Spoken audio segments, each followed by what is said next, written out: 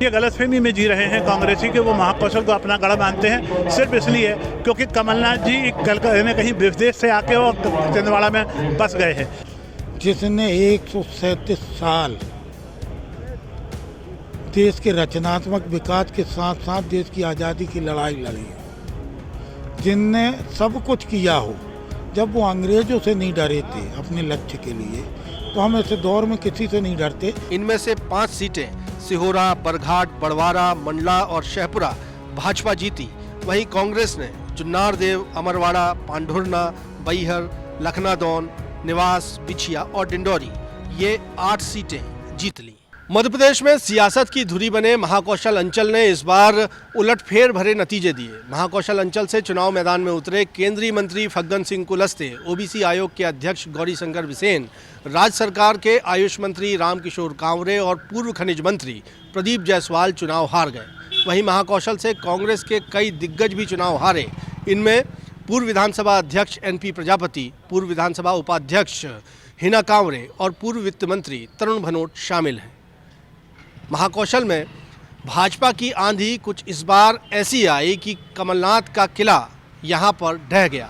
2018 के मुकाबले भाजपा को 8 सीटों का फायदा हुआ तो कांग्रेस को 7 सीटों का नुकसान हुआ है।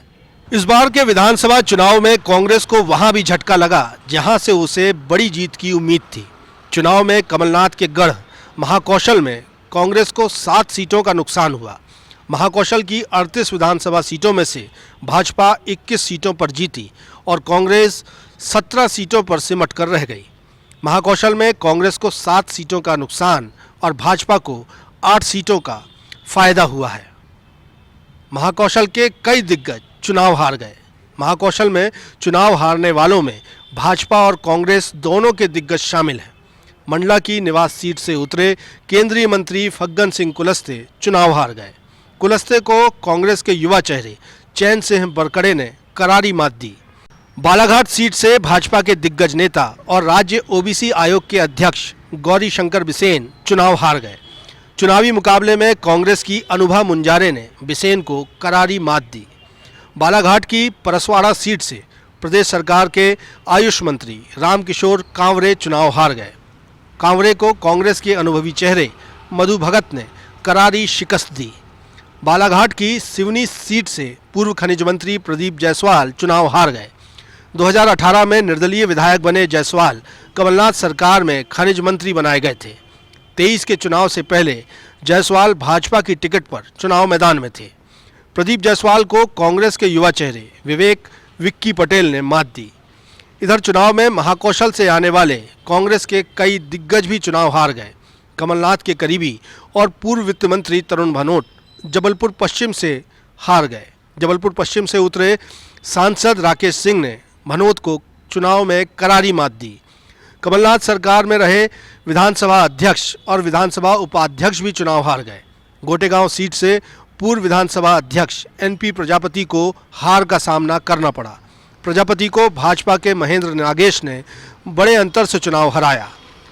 इधर लांजी सीट से पूर्व विधानसभा उपाध्यक्ष हिना कांवरे चुनाव हार गईं। हिना को भाजपा के राजकुमार कर्राहे ने शिकस्त दी। इधर महाकौशल के छिंदवाड़ा ने तो कमलनाथ को मुख्यमंत्री बनाने के लिए वोटिंग की, लेकिन बाकी जिलों की तस्वीर कुछ और थी। छिंदवाड़ा की सभी 7 सीटों पर कांग्रेस ने क्लीन स्वीप किया। बालाघाट की 6 में से 4 सीटों पर कांग्रेस और 2 सीटों पर भाजपा को जीत मिली। महाकौशल के मुख्यालय जबलपुर की 8 में से 7 सीटों पर भाजपा जीती और कांग्रेस सिर्फ 1 सीट जीत पाई। सिवनी की 4 सीटों में से 2-2 सीटों पर भाजपा और कांग्रेस को जीत मिली। कटनी की 4 सीट भाजपा ने जीती। नरसिंहपुर की भी 4 सीटें भाजपा ने जीत लीं। मंडला की 3 में से 1 सीट पर भाजपा और 2 सीट पर कांग्रेस जीती। वहीं डिंडौरी की 2 सीटों में से कांग्रेस और भाजपा को 1-1 सीट मिली। भले दोनों ही दलों के कई दिग्गज महाकौशल से चुनाव हारे, लेकिन आंकड़े बताते हैं कि महाकौशल में कांग्रेस का किला ढह गया। भाजपा कहती है कि महाकौशल कमलनाथ का गढ़ था, ये भ्रम चुनावी नतीजों ने तोड़ दिया है।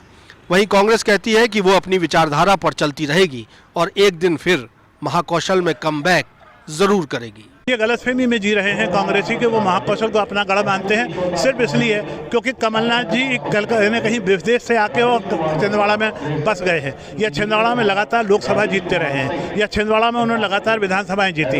ये गढ़ उनका नहीं है। कमलनाथ जी अपने घर के नेता है, वो घर में ही बैठ के नेतागिरी करते हैं। जब मुख्यमंत्री रहते हुए भी उस 15 महीने में वो पूरे जिलों का दौरा नहीं कर पाए थे, वो घर में बैठ के नेतागिरी करते हैं, इसलिए वो कहीं के गढ़ के गढ़ाए नहीं है और इसी कारण उनके नेतृत्व में कांग्रेस पार्टी हारी है। 2008, 2013, 2018, 2014 चारों चुनाव हमने लड़े और जीवटता कूट कूट के भरी है, क्योंकि हम एक पवित्र विचारधारा जिसने 137 साल देश के रचनात्मक विकास के साथ साथ देश की आज़ादी की लड़ाई लड़ी है, जिनने सब कुछ किया हो, जब वो अंग्रेजों से नहीं डरे थे अपने लक्ष्य के लिए, तो हम ऐसे दौर में किसी से नहीं डरते, फिर चुनौती स्वीकार करते। महाकौशल की 38 सीटों में से 13 सीटें आदिवासी वर्ग के लिए आरक्षित हैं।